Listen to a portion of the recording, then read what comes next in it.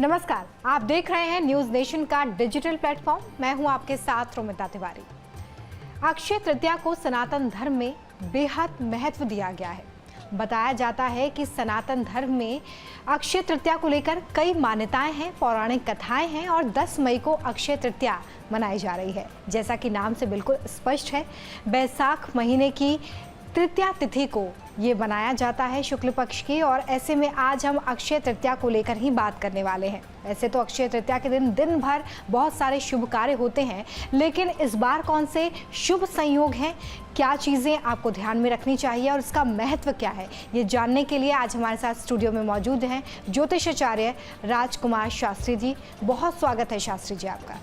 नमस्कार। तो चलिए शुरुआत करते हैं चर्चा की, और सबसे पहले आज यही जानते हैं कि आखिर अक्षय तृतीया का सनातन धर्म में, शास्त्रों में क्या महत्व है। बताइए पंडित जी इसके बारे में। रोविता जी, अक्षय तृतीया इसका नाम क्यों है, यह बहुत महत्वपूर्ण है। महाभारत काल में अक्षय तृतीया को महाराज युधिष्ठिर को अक्षय पात्र की प्राप्ति हुई थी। इस वर्ष अक्षय तृतीया 10 मई और शुक्रवार को मनाई जाएगी। अक्षय तृतीया में मुख्य रूप से भगवान श्री हरि विष्णु के साथ में देवी लक्ष्मी का पूजन किया जाता है। अक्षय तृतीया सनातन धर्म का प्रमुख पर्व है। इस पर्व में दान, धर्म और खरीदारी का विशेष महत्व होता है। आपको मैं एक बहुत बड़ी बात बतलाता हूँ कि 100 वर्ष के बाद इस वर्ष बैसाख महीने की शुक्ल पक्ष की तृतीया तिथि पर चंद्रमा और बृहस्पति की एक साथ एक राशि पर युति हो रही है।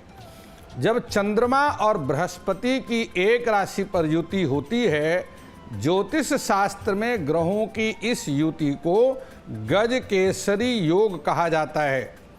इसके अतिरिक्त इस वर्ष शश योग भी निर्माण कर रहा है, मालव्य योग का निर्माण हो रहा है, धन योग का निर्माण हो रहा है और इसके साथ ही रवि योग का निर्माण भी हो रहा है। इस प्रकार इस वर्ष अक्षय तृतीया पर 5 विशेष योगों का निर्माण हो रहा है। इन योगों में जो पूजा की जाती है, जो दान किया जाता है और जो व्रत इत्यादि किए जाते हैं, यह अत्यधिक फल देने वाले हो जाते हैं। ज्योतिष शास्त्र में सभी शुभ कर्मों के संपादन के लिए सूर्य और चंद्रमा की श्रेष्ठता को ग्रहण किया जाता है। देखिए, ज्योतिष में एक श्लोक भी आता है कि प्रत्यक्षम ज्योतिषम शास्त्रम चंद्रार्कौ यत्र साक्षिणः। ज्योतिष में चंद्रमा और सूर्य ये दोनों साक्षी ग्रह के रूप में विद्यमान होते हैं। इस वर्ष यह दोनों जो महत्वपूर्ण ग्रह अर्थात सूर्य और चंद्रमा हैं, वह दोनों अक्षय तृतीया तिथि पर अपनी उच्च राशि पर विद्यमान हैं।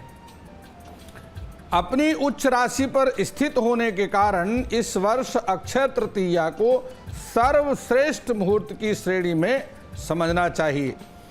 तो अभी पंडित जी ने हमें ये बताया कि आखिर अक्षय तृतीया का क्या महत्व है, शास्त्रों में इसको लेकर क्या कहा गया है और इस बार कौन से शुभ संयोग बन रहे हैं। आइए अब ये जानते हैं कि आखिर अक्षय तृतीया से जुड़ी कहानी शास्त्रों में क्या है और आखिर इसे मनाने के पीछे क्या कारण है। बताइए पंडित जी। देखिए, अक्षय तृतीया वह तिथि है जिसमें भवन निर्माण हेतु भूमि पूजन, दान, धर्म और स्वर्ण इत्यादि खरीदारी करने की प्राचीन परंपरा है। यह गृह प्रवेश और मूर्ति प्राण प्रतिष्ठा हेतु भी बेहद शुभ मुहूर्त माना जाता है। लेकिन इन सभी मुहूर्त में शुक्रास्त और गुरु अस्त का विचार अवश्य कर लेना चाहिए, क्योंकि शास्त्रों में शुक्रास्त हो अथवा गुरु अस्त हो, ऐसी स्थिति में मुहूर्त की महत्ता कम हो जाती है। अक्षय तृतीया को ही द्वापर युग में महाराज युधिष्ठिर को अक्षय पात्र की प्राप्ति हुई थी। यही कारण है कि वैशाख मास के शुक्ल पक्ष की तृतीया तिथि को अक्षय तृतीया कहा जाता है। देखिए, महर्षि कृष्ण द्वैपायन, जिनको बाद में श्री वेदव्यास जी के नाम से जाना गया, वेदव्यास जी ने महाभारत महाकाव्य की रचना ठीक अक्षय तृतीया तिथि से ही आरंभ किए थे और 2.25 वर्ष पूरे महाभारत की रचना करने में उनको लगा। त्रेता युग में भगवती अन्नपूर्णा का जन्म इसी तिथि में हुआ और सबसे बड़ी बात यह है कि अक्षय तृतीया में भगवान परशुराम जी का जन्म हुआ, जो स्वयं भगवान श्री हरि विष्णु के अवतार है। और इसी कारण से अक्षय तृतीया को ही परशुराम जयंती के रूप में पूरे भारतवर्ष में मनाया जाता है। और जो भारत का मंदिर प्रकोष्ठ है वह आप देखेंगे कि अक्षय तृतीया में पूरे देश में और पूरे दिल्ली में अपने भगवान श्री परशुराम जी की रथ यात्रा भी निकाली जाएगी। हर जगह उनके नाम के भंडारे किए जाएंगे और बड़े हर्षोल्लास के साथ में अक्षय तृतीया का पर्व मनाया जाएगा। अच्छा पंडित जी, क्योंकि अक्षय तृतीया के लिए कहा जाता है कि खरीदारी के लिए सबसे ज़्यादा खास होता है, तो ये बताइए कि अक्षय तृतीया पर खरीदारी के साथ साथ पूजा भी हमें करनी होती है, तो सबसे पहले पूजा का मुहूर्त हमें बताइए कि किस समय में हम पूजा कर सकते हैं। देखिए, जब हम मुहूर्त शास्त्र की बात करते हैं, अक्षय तृतीया में शुभ मुहूर्त है प्रातःकाल 5:33 से आरंभ हो रहा है। देखिए, 10 तारीख को प्रातःकाल 4 बजे ये जो तृतीया तिथि है आरंभ होगी और रात्रि के 2 बजे तक यह तिथि चलेगी। उसमें प्रातःकाल 5:33 से मध्याह्न काल के 12:18 तक यह मुहूर्त सर्वमान्य रहेगा। इसके अतिरिक्त रात्रि काल में दूसरा मुहूर्त आरंभ होगा, जो कि 9:40 से आरंभ होगा और 11 बजे रात्रि तक यह शुभ मुहूर्त जो है ये मान्य रहेगा। देखिए, कोई भी तिथि 19 घंटे से लेकर के 26 घंटे तक होती है। इस बार बैसाख महीने की जो शुक्ल पक्ष की तृतीया अक्षय तृतीया है, यह 23 घंटे 23.5 घंटे की यह तिथि आ रही है। तो अभी आपने पंडित जी से ये जाना कि आखिर पूजा का क्या शुभ मुहूर्त है, लेकिन अक्षय तृतीया के दिन किए गए उपाय काफ़ी फलदायी होते हैं, इनका काफ़ी अनुकूल प्रभाव भी देखने के लिए मिलता है। और ऐसे में अक्षय तृतीया के दिन आपको कौन से उपाय करने चाहिए ताकि आपके धन में वृद्धि हो, आइए पंडित जी से जानते हैं। पंडित जी, इसके बारे में बताएं। देखिए, अक्षय तृतीया पर अपने निवास गृह में धन वृद्धि के लिए आपको देवी लक्ष्मी के चरण पादुका स्थापित करना है। यह चरण पादुका स्वर्ण अथवा चांदी धातु से निर्मित होनी चाहिए। यदि इसमें अंगूठे के स्थान पर हीरा जड़वा देते हैं तो यह और भी अधिक शुभ रहेगा। चरण पादुका अपने घर के मंदिर में स्थापित करें। नित्य पूजा अर्चना करने का नियम बना लीजिएगा, सब ठीक हो जाएगा।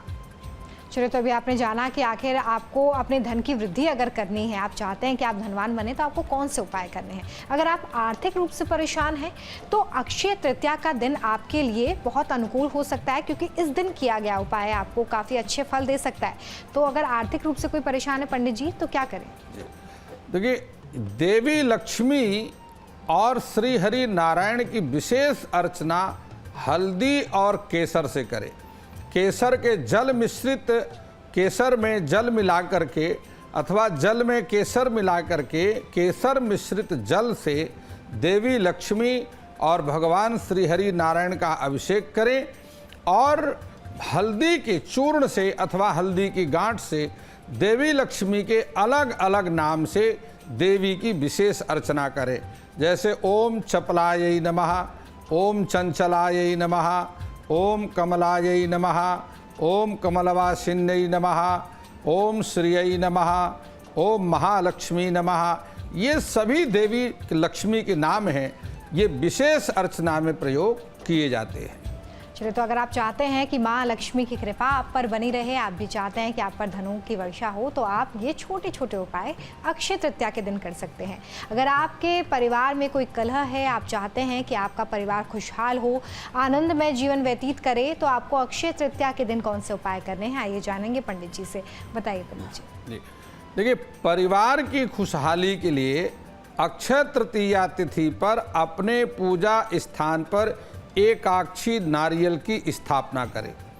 एकाक्षी नारियल की स्थापना देवी लक्ष्मी के एकाक्षरी मंत्र से अभिमंत्रित करके करें, क्योंकि शास्त्र में विधि के साथ में मंत्र का अपना अलग महत्व होता है। सिंदूर का तिलक नारियल के शीर्ष भाग पर करें और नारियल को लाल कपड़े में लपेटकर अपने घर के मंदिर में स्थापित करें और लाल कपड़े के आसन पर पूर्व दिशा में स्थापित करें, क्योंकि ज्योतिष में, वास्तुशास्त्र में दिशाओं की अपनी अलग महिमा है। देवी लक्ष्मी की विशेष कृपा पूरे वर्ष आपके परिवार पर बनी रहेगी। चलिए, तो अगर भगवान विष्णु, भगवान कुबेर या माँ लक्ष्मी की कृपा आप चाहते हैं कि आपके परिवार पर बने, तो ये उपाय आप अक्षय तृतीया के दिन ज़रूर करें। हमने आपको ये भी बताया कि पूजा का आखिर कौन सा विशेष मुहूर्त है, इस मुहूर्त में आप इस उपाय को कर सकते हैं। कई बार लोग पितृदोष से पीड़ित होते हैं और इसकी वजह से कई बार उन्हें अपने जीवन में दुख का सामना करना पड़ता है, और ऐसे में अक्षय तृतीया का दिन आपके लिए वो दिन हो सकता है जब आप पितरों की कृपा पाने के लिए उपाय करें। तो अगर पितृदोष को दूर करना है, पितरों का आशीर्वाद चाहिए, तो कौन सा उपाय करना चाहिए पंडित जी? देखिए, पितरों की कृपा से ही मनुष्य को धन की प्राप्ति होती है। पितृदेवों की कृपा से ही संतान सुख की प्राप्ति होती है। यदि आप चाहते हैं कि पितृदेवों की कृपा आप पर बनी रहे, तो अक्षय तृतीया पर मातृका पूजन से पहले नंदी श्राद्ध करें। पितृदेवों के लिए जल पूरित कलश और फल का दान करें। किसी धर्म स्थान पर पितरों के नाम का पंखा लगवाएं। मंदिर में आरती हेतु शुद्ध घी का दान करें।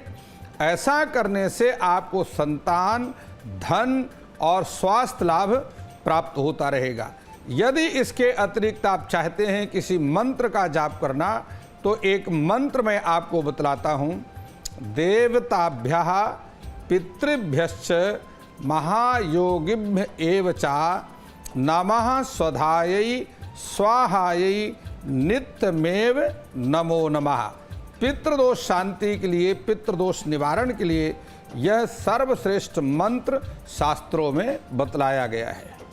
बहुत अच्छा मंत्र आपने बताया पंडित जी। यहाँ पर हमें लगता है कि हमारे दर्शकों के लिए बहुत लाभदायक साबित होगा। अगर आप माता पिता हैं, हमारा ये प्रोग्राम देख रहे हैं, तो आपके मन में संतान को लेकर ज़रूर चिंता होगी। कई बार पंडित जी, माता पिता इस बात को लेकर चिंतित होते हैं कि उनके संतान का भाग्योदय नहीं हो रहा है, तो कैसे अक्षय तृतीया पर वो कुछ उपाय कर सकते हैं, या उनके अगर बच्चे कर पाएँ तो? जी देखिए, संतान के भाग्योदय के लिए इस तिथि पर किसी जरूरतमंद गरीब परिवार की कन्या के विवाह में भोजन की व्यवस्था आप अपने तरफ से कर दीजिए, अथवा किसी जरूरतमंद विद्यार्थी के पढ़ाई का खर्च और पुस्तकें दे करके सहयोग कर दीजिए। तो देखिए, ये कुछ उपाय हैं जिन्हें आप कर सकते हैं इस बार अक्षय तृतीया पर, और इन उपायों को करके आप अपने जीवन को खुशहाल बना सकते हैं, अपनों के जीवन को खुशहाल बना सकते हैं। अब हम बात करेंगे राशि अनुसार अक्षय तृतीया पर किस तरीके का असर आप पर होगा, और कौन से वो उपाय हैं जो आपको अक्षय तृतीया के दिन राशि अनुसार करने हैं। सबसे पहले मेष राशि की बात करेंगे। जो मेष राशि के जातक हैं, उनके लिए इस वर्ष अक्षय तृतीया पर कौन सा शुभ मुहूर्त है और उन्हें क्या करना चाहिए, आइए देखते हैं। देखिए, जब हम बात करते हैं मेष राशि की, तो इस वर्ष अक्षय तृतीया पर आपके लिए श्री लक्ष्मी माता के लिए स्वर्ण चरण पादुका खरीद कर घर लाना है और उनकी प्रतिदिन पूजा करते रहना है। ऐसा करने से आपके पास धन की कमी नहीं रहेगी। बात करते हैं वृष राशि की। यदि आप वृष राशि के जातक हैं, तो इस वर्ष अक्षय तृतीया पर आपको ठोस चांदी अथवा चांदी के सिक्के खरीद करके लाना होगा, और यह आपके लिए विशेष शुभ रहेगा। आपके भविष्य के विकास का मार्ग बाधाएं दूर होंगी और आपका भविष्य उज्जवल बनता रहेगा। मिथुन राशि। मिथुन राशि के जातक को इस वर्ष अक्षय तृतीया पर वाहन खरीदना शुभ रहेगा। ऐसा करने से आपको पैतृक संपत्ति का लाभ हो सकता है। ठीक है, तो इन 3 राशियों के बारे में हमने यहाँ पर बात की है। बची हुई राशियों के बारे में भी बात करेंगे, लेकिन आप इन उपायों को ज़रूर नोट कर लें ताकि अक्षय तृतीया के दिन आप विधि से इन उपायों को कर सकें। अगली 3 राशियों के बारे में हम बात करेंगे और शुरुआत कर्क राशि से करते हैं पंडित जी। ठीक, देखिए, जब हम कर्क राशि की बात करते हैं, इस राशि के जातक आजीवन चंद्रमा ग्रह के प्रभाव से प्रभावित रहते हैं। यदि आप कर्क राशि के जातक हैं तो अक्षय तृतीया पर इस वर्ष आपको चांदी के पंचपात्र खरीदना शुभ रहेगा। ऐसा करने से पूरे वर्ष आपको मानसिक शांति बनी रहेगी और आपका आध्यात्मिक विकास भी होता रहेगा। देखिए, शास्त्रों में चंद्रमा को मन का कारक बतलाया है, सूर्य आत्मा का कारक है और मंगल युद्ध और शौर्य का कारक है। इसलिए यदि आप इस अक्षय तृतीया को प्रसन्नतापूर्वक मनाते हैं तो जो आपका बुध ग्रह है, जो कि विद्या और व्यापार का कारक है, वह प्रसन्न होकर के, यदि आप विद्यार्थी हैं तो विद्या की प्राप्ति और धन की कामना करते हैं तो धन की प्राप्ति आपको होती रहेगी। सिंह राशि की बात करते हैं। आजीवन सूर्य ग्रह के प्रभाव से सिंह राशि प्रभावित रहती है। यदि आप सिंह राशि के जातक हैं तो अक्षय तृतीया पर इस वर्ष आप सोने का अर्घा खरीदकर घर ले आइए और उस स्वर्ण अर्घा से प्रत्येक रविवार को सूर्य को अर्घ्य अर्पण करने का नियम बना लीजिए। ऐसा करने से आपके स्वास्थ्य की रक्षा होती रहेगी और राज दरबार में सम्मान की प्राप्ति होगी। कन्या राशि। यदि आप कन्या राशि के जातक हैं तो इस अक्षय तृतीया पर आप स्वर्ण निर्मित कड़ा खरीद करके उसको घर ले आइए और उपहार स्वरूप सहृदय प्रेम पूर्वक अपने जीवन साथी को भेंट कर दीजिए। आपके दाम्पत्य सुख में वृद्धि होगी और घर परिवार में परस्पर सद्भाव बना रहेगा। चलिए, तो 3 राशियों की हमने बात की। अगर आप इन राशियों के जातक हैं तो ज़रूर इन उपायों को करें। बचे हुए जातक राशि अनुसार क्या उपाय कर सकते हैं अक्षय तृतीया के दिन, आइए जानते हैं। शुरुआत तुला राशि से करेंगे पंडित जी। देखिए, जब हम तुला राशि की बात करते हैं, इस राशि के जातक जातिका को इस वर्ष अक्षय तृतीया पर जमीन जायदाद पर निवेश करना चाहिए। ऐसा करने से परिवार में धन की वृद्धि होगी और भाग्य का साथ भी मिलता रहेगा। वृश्चिक राशि। इस राशि के जातक जातिका इस वर्ष अक्षय तृतीया पर ताम्रपात खरीदें अथवा घंटी खरीद करके लाएं और किसी श्री लक्ष्मी नारायण मंदिर में उसको बांध देना चाहिए। ऐसा करने से आपको राजनीतिक सफलता मिलेगी और अभूतपूर्व धन का विकास भी आरंभ हो जाएगा। चलिए, अब बात कर लेते हैं हम धनु राशि की। अगर आप धनु राशि के जातक हैं तो क्या उपाय आपको करने हैं, आइए जानते हैं। धनु राशि। इस राशि के जातक जातिका को इस अक्षय तृतीया पर स्वर्ण अथवा पीतल धातु को खरीदना शुभ रहेगा। ऐसा करने से यदि न्यायालय में कोई मामला विचाराधीन है तो मनोनुकूल सफलता मिल सकती है और लंबे अरसे से चल रही किसी बड़ी समस्या का समाधान भी हो सकता है। मकर राशि। इस राशि के जातक जातिका को इस अक्षय तृतीया पर स्टील, लोहा अथवा भवन के नवनिर्माण हेतु भूमि पूजन करना शुभ रहेगा। ऐसा करने से आपको व्यापारिक विकास में वृद्धि मिलेगी, मदद मिलेगी और शरीर का आलस्य भी दूर होगा। देखिए, ज्योतिष में आलस्य राहु का कारक है और समाज में मान प्रतिष्ठा भी इसी ग्रह के प्रभाव से आपको प्राप्त हो जाएगी। बात करते हैं कुंभ राशि। यदि आप कुंभ राशि के जातक हैं और समुद्र पार यात्रा करने का प्रयास कर रहे हैं अथवा धन की परेशानी से निजात पाना चाहते हैं तो इस अक्षय तृतीया पर त्रिलोह अर्थात लोहा, पीतल और तांबे की धातु का एक छल्ला बनवा लीजिए। अपने दाहिने हाथ की मध्यमा अंगुली पर धारण कर लीजिए। ऐसा करने से आपके पास अपार धन की वृद्धि होगी और यदि आपका कहीं धन रुका हुआ है तो वह भी शनै शनै वापस मिल जाएगा। बात करते हैं मीन राशि। यदि आपके आय का साधन नहीं बन रहा है, आप मीन राशि के जातक हैं, तो इस अक्षय तृतीया पर पीतल का कलश और हल्दी खरीद करके लाएं, उसे किसी धर्म स्थान पर दान कर दीजिए, समस्या से निजात मिल जाएगी। यदि आपकी कन्या या पुत्र विवाह योग्य हैं और विवाह बाधा बनी हुई है तो यह अभिलाषा भी इसी उपाय से पूर्ण हो जाएगी। चलिए, तो 12 राशियों के अनुसार आपको कौन से उपाय करने हैं, कौन सी बातों का ध्यान रखना है, ये पंडित जी ने आपको बताया है। अगर आप इन उपायों को करते हैं तो निश्चित तौर पे माँ लक्ष्मी की कृपा इस अक्षय तृतीया पर आप पर ज़रूर बरसेगी। पंडित जी, वैसे तो आपने हमें ये बताया कि अक्षय तृतीया पर हमें क्या करना चाहिए, लेकिन ऐसी कोई बात भी है क्या जो हमें बिल्कुल नहीं करना चाहिए, विशेष रूप से अक्षय तृतीया पर वो काम वर्जित हो? देखिए, यह आपने बड़ा महत्वपूर्ण प्रश्न किया है। हमेशा इस बात पर विचार कर लें कि लक्ष्मी का निवास वहाँ रहता है जहाँ पर सायंकाल के समय झाड़ू नहीं लगाई जाती। यदि आप अपने घर में सायंकाल के समय सूर्यास्त के आसपास अपने घर में आप झाड़ू लगाते हैं तो ये नियम बिल्कुल बंद कर दीजिए और अक्षय तृतीया से संकल्प लीजिए कि 1 वर्ष तक पूरे आप अपने घर में सूर्यास्त के आसपास झाड़ू नहीं लगाएंगे। जहाँ पर परस्पर विवाद होता है उस घर को लक्ष्मी त्याग करके चली जाती है। इसलिए अक्षय तृतीया से आप यह नियम ले लीजिए कि अब घर में आप परस्पर परिवार के साथ में कभी विवाद नहीं करेंगे। एक बात हमेशा ध्यान रखिए, देवी लक्ष्मी को स्वच्छता बहुत प्रिय है, पवित्रता बहुत प्रिय है। आपके चाहे रसोई की बात है, अपने रसोई को आप पवित्र रखें और इस बात को हमेशा ध्यान रखें कि घर को साफ सुथरा रखें।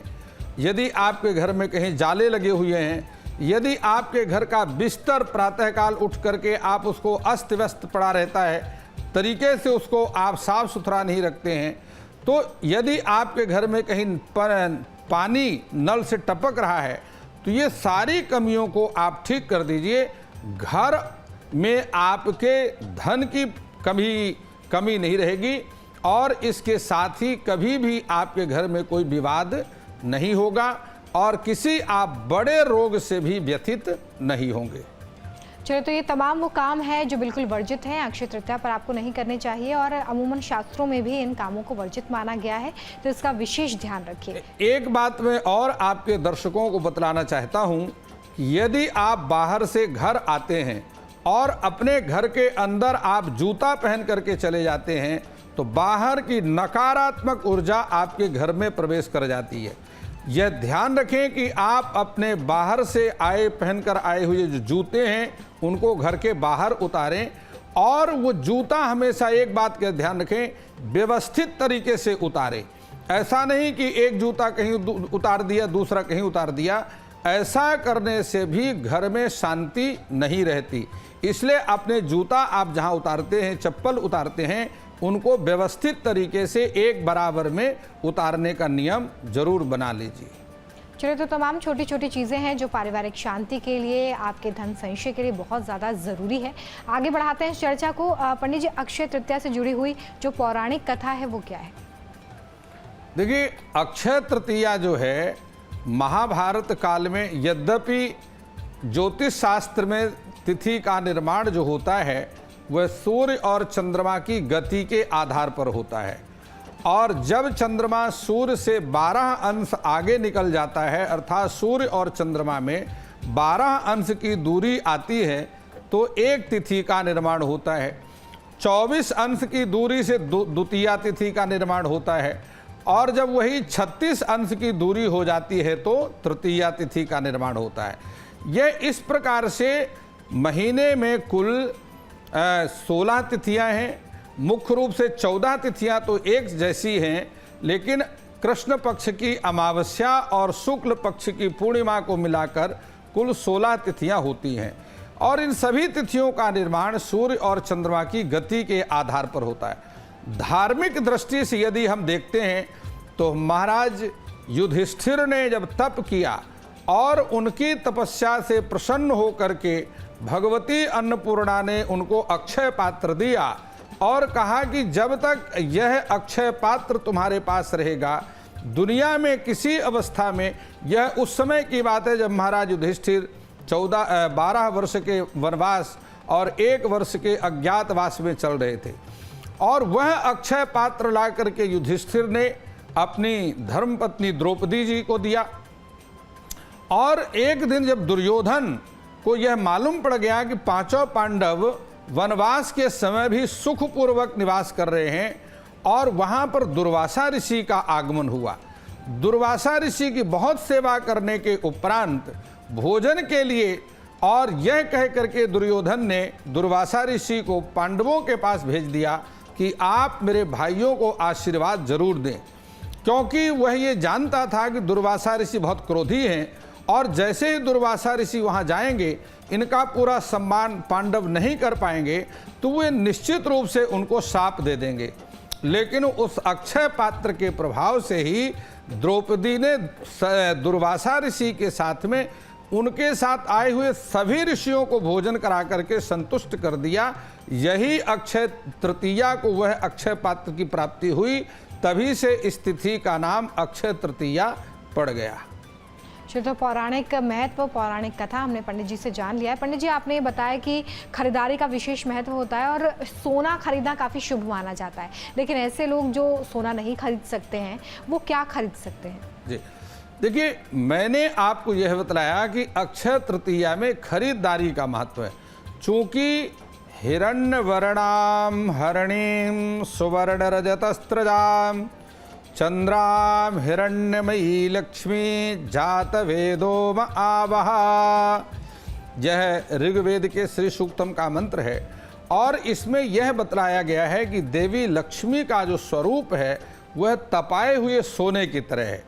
तो स्वर्ण जहाँ होता है वहाँ देवी लक्ष्मी का निवास होता है, इसलिए सोना खरीदना अक्षय तृतीया में विशेष शुभ होता है। लेकिन हर व्यक्ति स्वर्ण ही खरीदे ऐसा नहीं। देखिए, मैं आपको बतलाता हूँ, मेष राशि, सिंह राशि, कुंभ राशि, मकर राशि, धनु राशि, इन राशि के जातकों को सोना पहनना बहुत शुभ होता है। लेकिन आज की स्थिति, एक तो सोना बहुत महंगा हो गया है और दूसरा यदि कोई धारण भी करे तो रिस्क बड़ा है, क्योंकि बाहर स्नैचर बहुत घूम रहे हैं। तो समय काल और परिस्थिति को देख करके ही सारी कर्म करने चाहिए। जो कुछ ऐसी राशियों के जातक हैं जिनको सोना बहुत आवश्यक नहीं है, तो मैंने आपको बताया कि वह भूमि पूजन करें। यदि अक्षय तृतीया के दिन आप अपने निवास के लिए किसी भवन का निर्माण करते हैं और उसका भूमि पूजन करते हैं तो वहाँ पर कभी किसी प्रकार से वास्तु दोष प्रभावित नहीं करता है, और वह जो मिट्टी का दोष है वह भी प्रभावित नहीं करता है। तो इस प्रकार से कई बातें हैं। जो चांदी भी आप खरीद सकते हैं, अन्यथा पीतल भी आप खरीद सकते हैं। ये सारी स्थितियां, कोई ना कोई नई वस्तु अक्षय तृतीया में खरीद करके घर लाना चाहिए, उससे देवी लक्ष्मी प्रसन्न होती है। चलिए, तो अगर आप सोना नहीं खरीद सकते हैं तो ये तमाम विकल्प हैं जिनको आप खरीद सकते हैं, अक्षय तृतीया के दिन खरीदारी कर सकते हैं। पंडित जी, एक छोटा सा सवाल और कि कुछ लोगों की परेशानी होती है कि हम धन तो बहुत कमाते हैं लेकिन धन रुकता नहीं है, हम खर्चे हमारे बहुत ज़्यादा हैं, तो क्या अक्षय तृतीया पर वो भी कोई उपाय कर सकते हैं? देखिए, ग्रहेषु सर्वेषु भूतेषु गूढ़ात्मा न प्रकाशते दृश्यते त्वग्रया बुद्ध्या सूक्ष्मया सूक्ष्मदर्शभी। शास्त्रों में यह पूरा अंड पिंड जो ब्रह्मांड है ये ग्रहों के अधीन बतलाया गया है। ग्रहाधीनम जगत सर्वा, यह पूरा जो जगत है ये ग्रहों के अधीन है, और ग्रहों के साथ में वास्तु शास्त्र भी है। तो यदि आप धन आपके पास में आ रहा है तो इसका मतलब है कि आपका जो 11वां भाव कुंडली का है वो विशेष शुभ है, और द्वितीय भाव से भी धन का विचार किया जाता है। बुद्धि, प्रबंधात्मज, मंत्र विद्या, विनय, गर्भ, स्थिति, नीति, संस्था, ये सभी चीज़ों का विचार द्वितीय भाव से भी किया जाता है। लेकिन कहीं ना कहीं यह बात अवश्य है कि कुंडली के आपके 12वें भाव में शुक्र को छोड़ करके कोई पापक ग्रह अवश्य स्थित है, जो कि आपके आए हुए धन को भी आपके पास संचित नहीं होने देता है। दूसरा कारण वास्तु दोष भी हो सकता है। यदि आपके घर का ईशान कोण बंद है, जहाँ जो कि सबसे मुख्य स्थान है घर के अंदर, सबसे अधिक सकारात्मक ऊर्जा ईशान कोण से आती है, अथवा कहीं ना कहीं आपके वाशरूम में जो स्नान कक्ष है वहाँ पर कोई ना कोई दोष अवश्य है, क्योंकि वह नैऋत्य कोण में होना चाहिए। अवश्य कहीं ना कहीं वह गलत दिशा में बना हुआ है। इसके अतिरिक्त पितृदोष भी होते हैं। पितृदोष का कारण भी हो सकता है जिससे धन आपके पास नहीं रुक रहा, और इसके साथ ही दैवी दोष भी होते हैं। कुछ यदि आपसे पूजा पाठ में कहीं गलती हो रही है, या आपका कोई इष्ट देवता है जो कुल देवता है या ग्राम देवता है या स्थान देवता है, वह कहीं ना कहीं आपसे रुष्ट है, ये सारे 4 कारण होते हैं जिस कारण से हमारे पास धन का अभाव रहता है, स्वास्थ्य की समस्या बनी रहती है, पारिवारिक समस्याएं बनी रहती हैं, पैतृक जो जमीन जायदाद की समस्या है वो बनी रहती है। तो ये सारे कारणों को विधिवत कुशल ज्योतिर्विद के माध्यम से या वास्तुविद के माध्यम से आप अपने घर का निरीक्षण करें। व्यापार स्थान से ज़्यादा निवास गृह महत्वपूर्ण होता है, क्योंकि धन जो आता है वो व्यापार स्थान के माध्यम से और निवास गृह के निर्दोष होने पर आता है। तो ये सारी चीज़ें, इसके अतिरिक्त आपकी नित्य क्रियाओं में भी कहीं दोष है। देखिए, रात्रि में जो ज़्यादा समय तक जगते हैं और प्रातःकाल देर तक सोते रहते हैं, उनके घर में भी लक्ष्मी का निवास अधिक दिनों तक नहीं रहता। लेकिन जो प्रातः रात्रि में जल्दी सो जाते हैं और प्रातःकाल ब्रह्म मुहूर्त में उठ जाते हैं, उनके द्वारा किए गए लगभग प्रयत्न सफल होते हैं और उनको चंद्रमा ग्रह की अनुकूलता प्राप्त होती रहती है। अच्छा पंडित जी, व्यापार स्थान पे भी कुछ कर सकते हैं क्या? देखिए, व्यापार स्थान कमाई का मुख्य साधन है, और यदि आपके व्यापार स्थान में ऐसा कोई दोष है, लेकिन यह उपाय किसी कुशल ज्योतिर्विद अथवा वास्तुविद के संरक्षण में आपने करना है। आप अपने व्यापार स्थान पर श्री यंत्र 16 रेखाओं का श्री यंत्र, यदि आपके पास स्फटिक का श्री यंत्र है तो स्फटिक का श्री यंत्र स्थापित करें। उसको प्रतिदिन आप कमल पुष्प और लौंग और इलायची अर्पण करने का नियम बनाएं।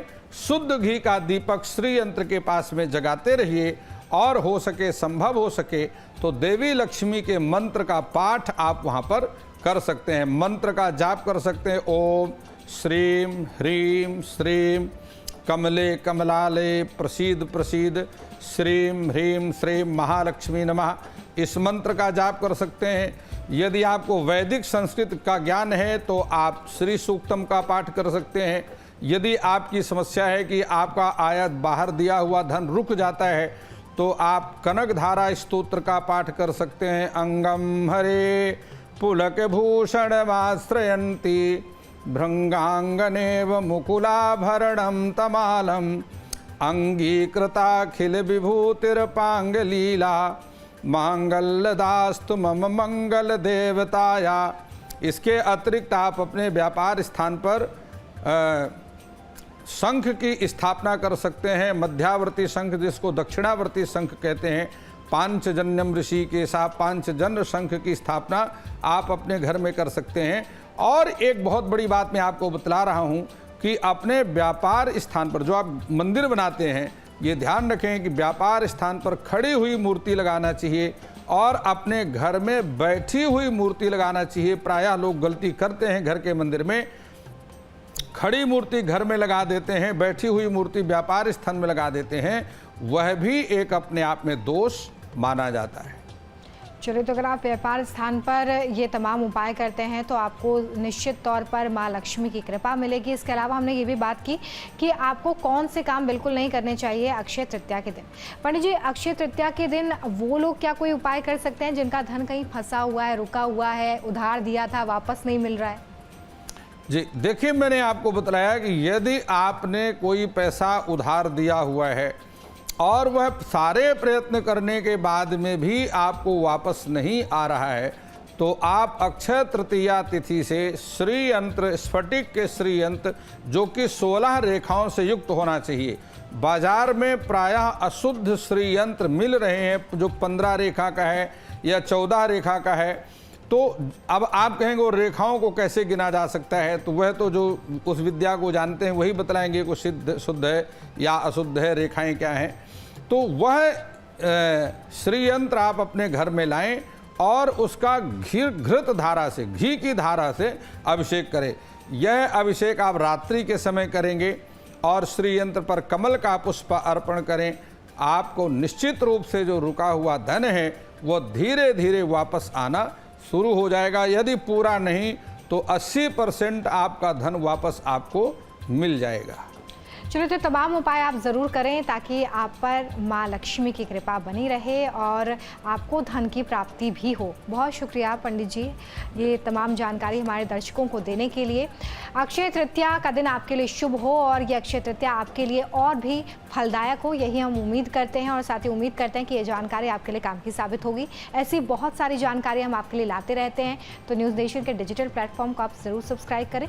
फिलहाल बहुत शुक्रिया हमारे साथ जुड़ने के लिए।